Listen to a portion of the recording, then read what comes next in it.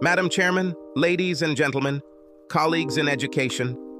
Stephen looked around his audience. Not a bad turnout for the first day of a 3-day conference.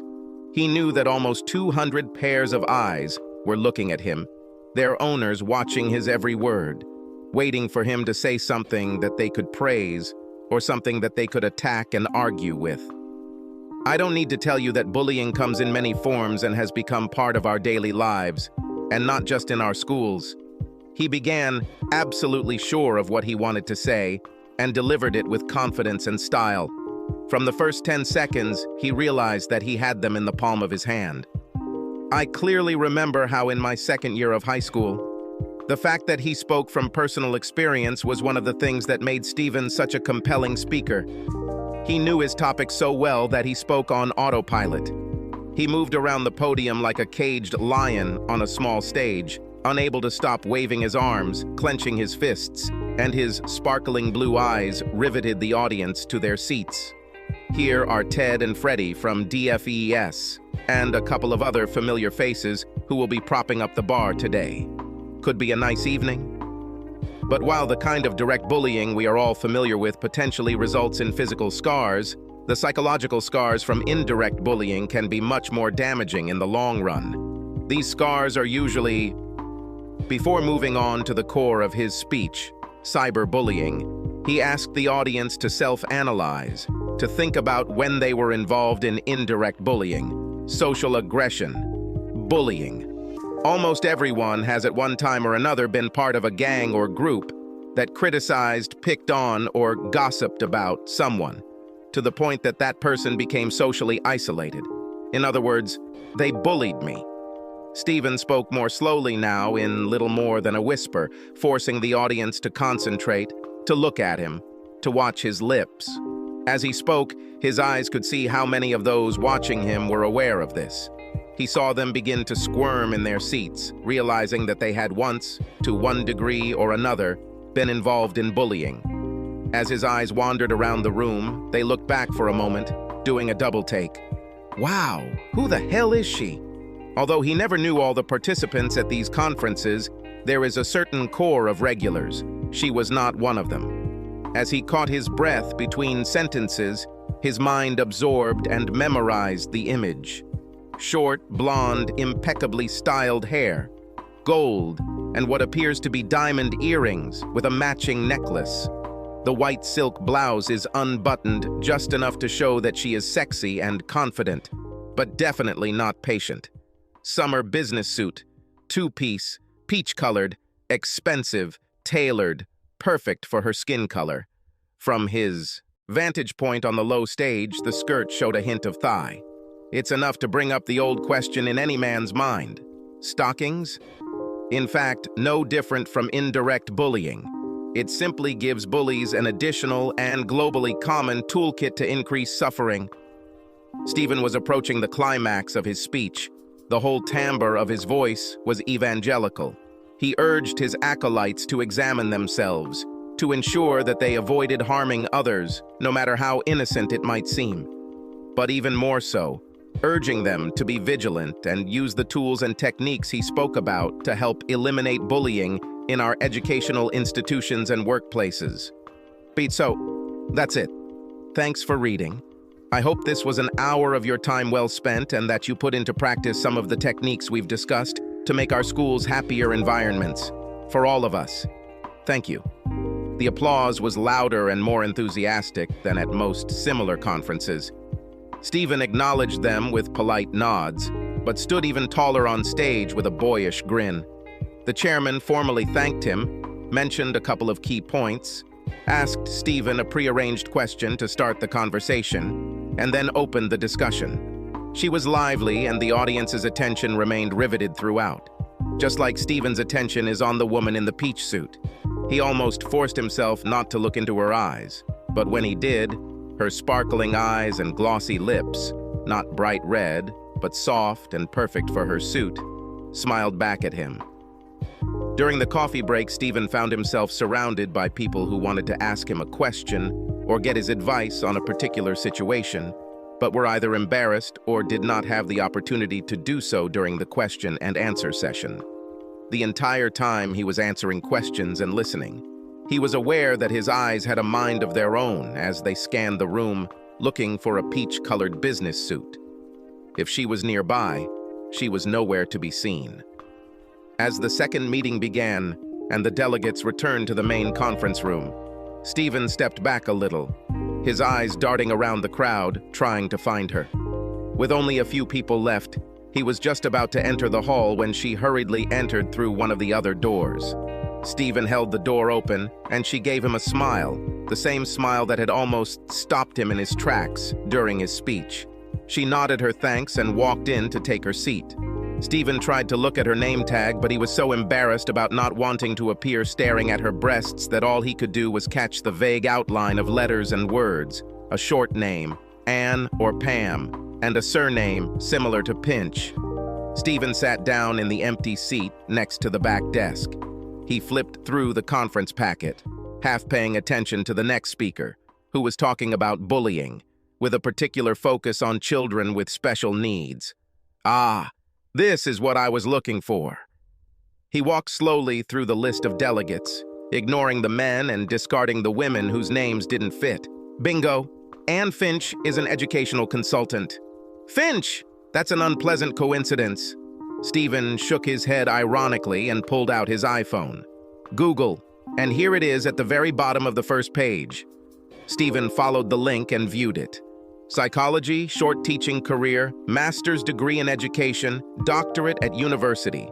A bright girl, but it was visible in her eyes. While he was surfing the internet, Stephen checked his email. Work, work, work. Lord, I need to have a social life. How many months have passed since he and Laura broke up? Well, it all just fizzled out. They both agreed that it was good and fun, but nothing happened. Since then, he had seen her a couple of times. They even had a very memorable encounter in bed. But it was all over. They both knew this and did not regret anything. Lunch came and went. Stephen kept looking for a peach suit with a perky smile, but Anne was nowhere to be seen. There were several workshops in the afternoon, and she was clearly in different groups than Stephen. After completing the activities planned for the day, Stephen went to his room and decided to work out in the gym before dinner. He did his usual warm-up on the exercise bike and did 10 minutes on the rowing machine before moving on to the treadmill. The hotel gym wasn't too bad, and as Stephen completed 5 kilometers of the 10K course, he looked out the large window overlooking the typically small hotel pool. She looked amazing. So much so that Stephen tripped on the treadmill and almost lost her. He heard a chuckle from the nearby treadmill and looked over. Yeah, she's bloody gorgeous, isn't she? Stephen grunted in response, something vaguely in agreement. His partner continued. I thought she looked good in that outfit today, but to see her in a bikini. Damn it. Stephen couldn't agree more. He decided that he would not lift weights and would go for a swim after he completed the next 5 kilometers. As he clocked up the kilometers, he watched Anne cover sections of the pool with an ease that would have impressed Mark Spitz. Finally, the machine beeped, and he slowed down, not a bad time, but not one that would bother any of the elite athletes. He changed into his swimming trunks, washed off his sweat, and tried to look casual as he entered the pool. The surface of the pool was a sheet of smooth glass. There was not a single swimmer who could disturb its surface, especially not a single blonde swimmer in a bikini. Damn, why did I bother with these last 5 kilometers? Stephen almost reluctantly disturbed the sleeping pool and took a few sluggish swims before exiting it, still angry at himself for the missed opportunity. Stephen was late for dinner. He looked around the bar. The DFES guys were nowhere to be seen, but neither was Anne. He entered the restaurant and looked around. He recognized several groups, but no one he knew that well. Well, it looks like you're dining alone. He told the waitress it would be just him, and she found him a table by the window. I hope you're going to eat well after running today.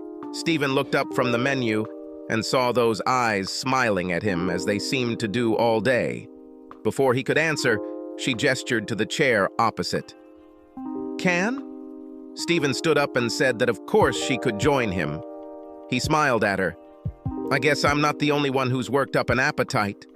You have swum a few lengths in the pool. Anyone would think that we were spying on each other. Her eyes and smile said, "Yes, I know you've been looking for me all day. God, are women really that good at reading us? Or are we just bad at hiding it?" Or maybe she's saying that because she knows that every man at the conference was paying attention to her. Anyway, the game is on. When she sat down, he looked at her.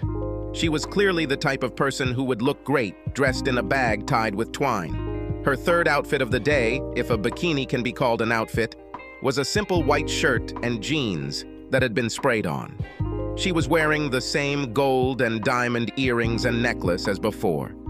But Stephen's heart sank when he noticed other jewelry, a simple engagement ring with a single diamond, and an equally simple gold bracelet. So she's married. This wouldn't be the first married woman you've shared a bed with. But Stephen knew that downstream there were difficulties, guilt, and difficult decisions. They talked about fitness, swimming, gym, and dancing. "Although these days, I don't have many opportunities for this," she said with a rather sad, distant look in her eyes. When Stephen asked why, she simply shrugged.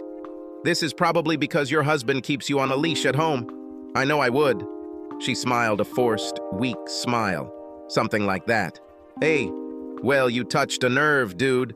Stephen changed the subject. They ordered food and ate while discussing Stephen's morning presentation. She clearly thought a lot about this. Her sharp mind asked Stephen some deep questions and challenged some of the things he said. "God, beauty and brains. That's a woman. So come on, stop working. Tell me about Mrs. Ann Finch." She laughed. "God, you're good. You know how to win people over. You are a great listener and so easy to talk to." Stephen smiled and shrugged his shoulders like a naughty boy. "Do you understand what I mean?" Anne shook her head and began talking about school, university, teaching, her love of physical sports, work after graduation. She talked about meeting her husband. He came to school to teach the children rugby.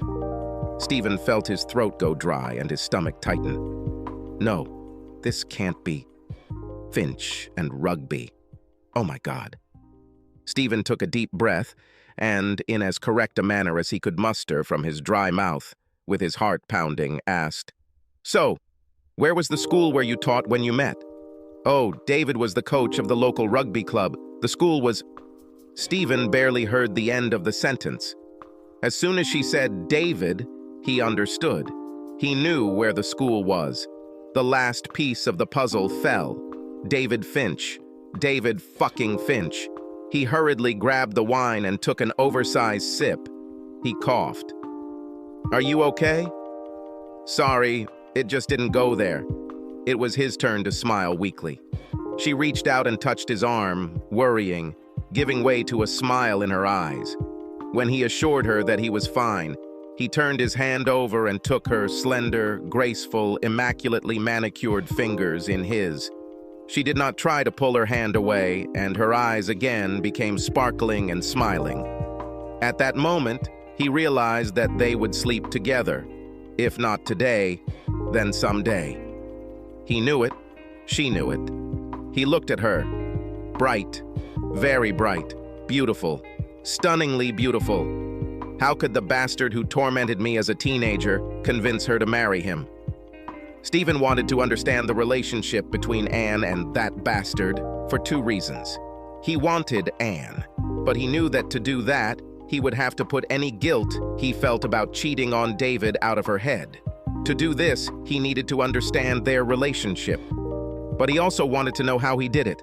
This woman was far from stupid, so how could he deceive her? And did he mock her? One day a badass? They continued to hold each other's hands as they talked. Stephen gently stroked and caressed her hand, as if it were made of precious, fine porcelain. They laughed together, they were serious together, they argued and agreed, and they grew closer with every sentence spoken. Then, as Stephen brought her hand to his lips, blew gently on it, and kissed it, he heard an ahem from across the room. They both looked around. The restaurant was empty, the tables were set for breakfast.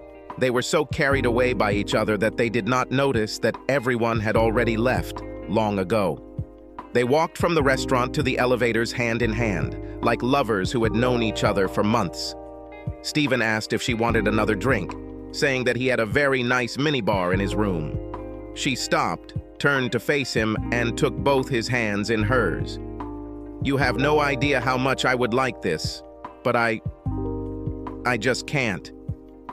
I'm sorry."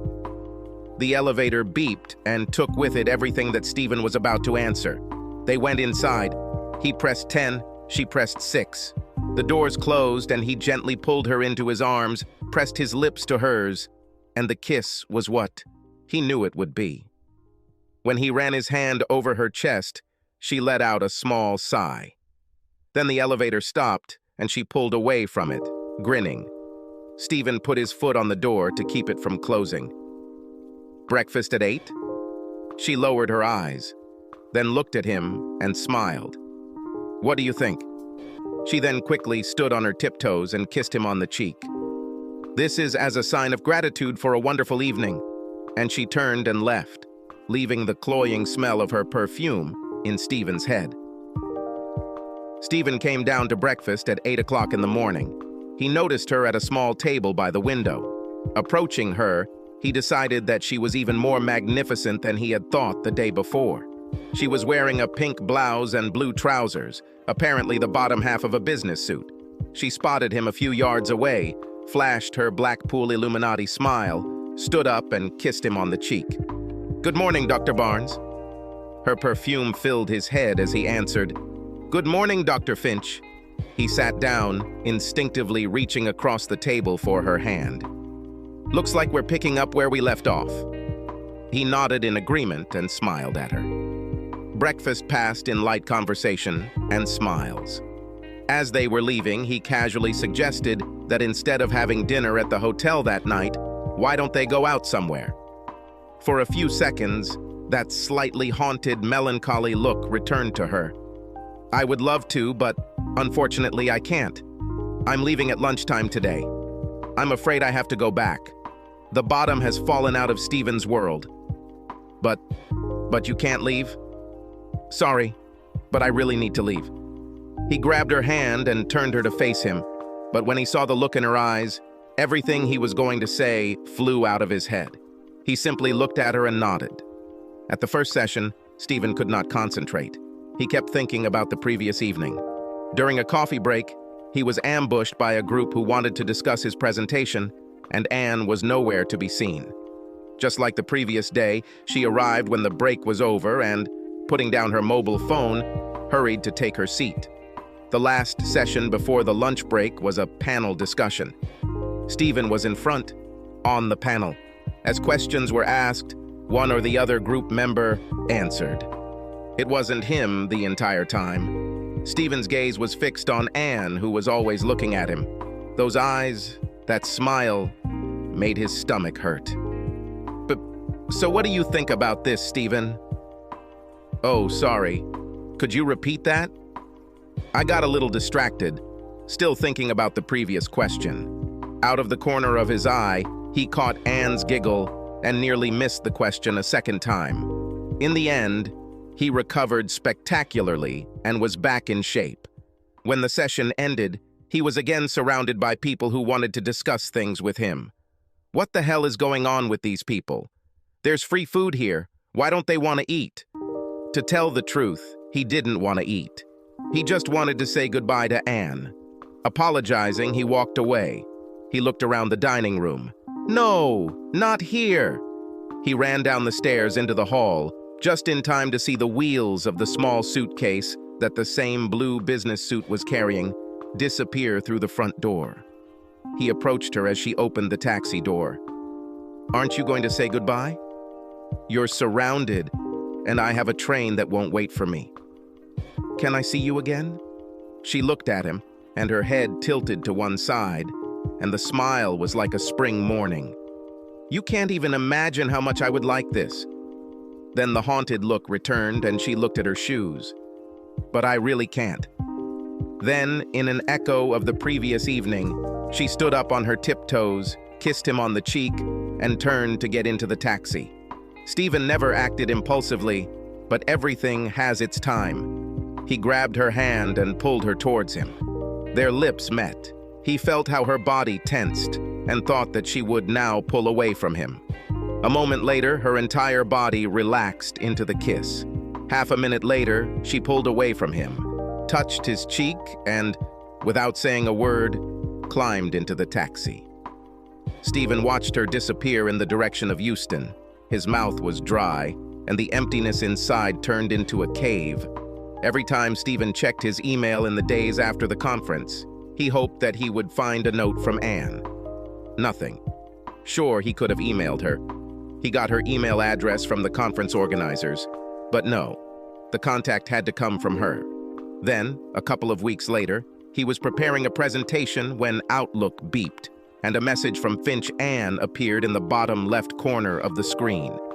Stephen read it 3 times, each time becoming more and more confused. What the hell is this? She wrote how much she enjoyed his performance and meeting him. She asked him about something that they discussed for a long time and came to a common opinion. She said she really hopes she can hear him speak again soon. It was all strange, friendly, but formal. She knew that he would. Remember this conversation. They even laughed at him at breakfast. This is a code, she just says. Hello, and I haven't forgotten you. All this added fuel to Stephen's suspicions regarding Anne and David Finch. 24 hours later, almost to the minute, another email arrived. Stephen almost ignored him, almost ignored the letter that would change his life. It was not a letter from Anne, but from someone whose name he did not recognize, so he almost ignored it. But the only thing that saved the letter from shame in the deleted items folder was the title, Reminder, Class of '92 Reunion. He vaguely remembered that the same letter had arrived several weeks ago, but then he had not the slightest desire to return to meet his classmates. But now there was a very good reason to go. Revenge. He was going to go. He was sure David fucking Finch would be there, showing off his gorgeous, long-suffering wife. And he, Stephen, was going to go and steal his wife right from under his nose. That kiss wasn't fake. He knew that she had feelings for him. And the encrypted letter proved this. Stephen read the mail, just a few days off. In a few days, he will change everything. Revenge. Payback for years spent in poverty. Stephen was deliberately late in arriving. He didn't want to hang around waiting for Anne and David fucking Finch to arrive. He wanted them there. His senses were bombarded by the noise from the dance floor and the smells of perfume and aftershave. Some cheap, some very expensive. As for his eyes, all of his former classmates had changed. Some were recognizable and some were not. Tension squeezed his chest into an increasingly tight fist, and his mouth went dry. Come on! For the last 10 years, you've been preaching about standing up to bullies. Now it's your turn. It's not that easy, is it? Get a grip, damn it! He looked around the room for her face. Too many people. Hello, Steve, isn't it? Hi, yes. Sorry. This is Alan. Remember? I didn't have a beard when I was 16. I'm glad to see you. And Alan left to surprise someone else. Stephen looked at the dancing people. No, not there. Then the groups huddled around the bar. No, and not near food either. He knew it was her, although she was sitting with her back to him. A group of half a dozen people sat at a table. Stephen took a deep breath, exhaled, and went to walk a few meters to meet his sworn enemy. David M.F. sat opposite his wife, facing Stephen. As Stephen approached, he raised his head. A smile, or was it a grin? Hi, all. Remember me? Anne's head jerked as if someone had pulled a string. Her mouth became oval. The 2 other seated men stood up to shake Stephen's hand. Damn David Finch. Didn't move. Ignorant bastard. Stephen looked him in the eye and extended his hand. Hello, David. And then he saw the wheels and stopped. Hey, Steve, I'm very glad you came. I know you know Anne. He laughed, a genuine laugh of amusement, not a smirk. Although I see that she had no idea that we knew each other. Stephen knew that his face must look the same as Anne's face a few minutes ago. For the first time in many years, he was completely speechless. Come on, Steve. Or is it Stephen now? Come on. I'll buy you a drink. Anne stood up, but David shook his head. It's okay. Stephen can push me through the crowd. One of the benefits of being disabled is that people try to avoid you. Stephen didn't need to push. David's upper body was probably as good as anyone else's that evening, and he handled the wheelchair with ease. They took their drinks, but instead of returning to the table, David headed outside. We need to talk. The cool air mixed with the smell of smoke from an outcast group of smokers helped Stephen bring order to his racing thoughts. First things first. So, what happened? In a rugby match, a turning point occurred. Everything, and I mean everything, below the belt. David shook his head. Disappeared. Died. Nothing. Stephen shook his head. How many times had he wished for something like this to happen? And then it happened. God, forgive me. It's not worth it. Things happen. But it is I who must apologize to you. I wish I had been man enough to do this years ago, when I realized what a total bastard, a real piece of shit, I was to you and a few others. But you were the easiest target. And I'm truly sorry. At first, I thought it was a condemnation of me for not looking for you to apologize. We all do things that we later regret. For God's sake, Steve, I was a complete asshole. At least, make me happy that you hate me at least a little. Stephen laughed and nodded. Yes. Yes, you were. And I hated you more than you can imagine. Thanks for this. David extended his hand, and Stephen couldn't believe the warmth he felt when he took it and shook his tormentor's hand. But there is something else. Anne. Stephen sat down on the low wall that surrounded the parking lot. Their eyes were now at the same level. Nothing happened. We met and got along well. Shrug. End. She really likes you, you know. Over the past 3 weeks, she's mentioned you probably 100 times. I have to admit I was stunned when I realized who Stephen was. David, nothing happened. Oh, I know that. She's wonderful and I don't deserve her. She would never, ever do anything to hurt me. But I know her well enough to know that she really likes you and... Hello. What's happening? Both men were so engrossed in conversation that they did not notice Anne leave. David held out his hand and she took it. On time, baby. Steve, I'm sorry. Stephen and I were just talking about you. I was just about to ask him to do me a favor, so to speak. And since this concerns you, maybe it's good that you're here. My God, I know what he's going to say. Oh, Christ. David looked into his wife's eyes. I know that you love me. I know that you will never do anything bad to me. But I also know that you are a young woman. A woman with... How can I say this more politely? A woman with needs that this useless husband cannot satisfy. David... Anne cut in. But David raised his hand and continued. I've really been thinking about this a lot since you came back from the conference and mentioned my old school friend here. I know you like Stephen, and I know you'll never cheat on me. It's just not in your nature. But you don't cheat if it happens with my permission, and I know about it. Anne shook her head. Stephen looked at his nemesis. Let's talk about how to dump coals of fire on the head of your enemy. Anne and Stephen looked at each other. For the second time, in a short period of time, he was speechless. Listen, you two. I'm not suggesting that you're going to jump into bed tonight, but if you want, that's great. Just don't be afraid to see each other and let what happens happen. Stephen spoke first. I just don't know what to say. I know that you like each other. Just get to know each other better. And if in 2 years she wants you and not me, then that's life. Like I said, things happen. It's not just my happiness that's at stake. This is Anne's happiness and yours. And I gave you 7 years of absolute hell.